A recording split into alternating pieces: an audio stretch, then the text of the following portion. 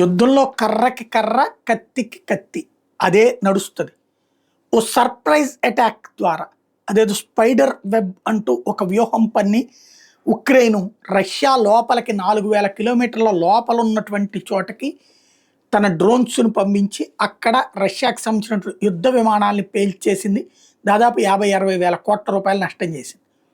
దానికి ప్రతీకారం తీర్చుకుంటామన్నటువంటి రష్యా అటు యుద్ధ విమానాల్ని మోహరిస్తుండడం, యుద్ధ నౌకల్ని మోహరిస్తుండటం, ప్లస్ అణుక్షేపణల్ని మోహరించడంతో యుద్ధం ఏమన్నా తీవ్రతరమై మూడో ప్రపంచ యుద్ధం వైపుకి వెళ్తుంది, అమెరికా యూరప్ దేశాలను టార్గెట్ చేస్తాడా అన్నటువంటిది అనుకుంటూ వచ్చింది.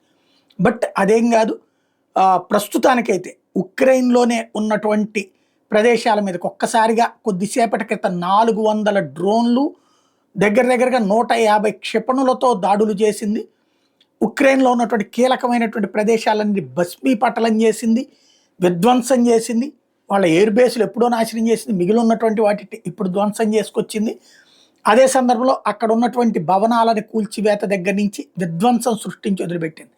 ఇలాగ వస్తున్న డ్రోన్స్ని వాటిని తాము చాలా వాటిని ధ్వంసం చేసాం, కొన్ని మాత్రం కంట్రోల్ తప్పి వచ్చినాయి అంటూ ఉక్రెయిన్ ప్రకటించింది. భారీ నష్టం సంభవించింది అన్నటువంటిది ఉక్రెయిన్ కూడా ఒప్పుకుంటోంది.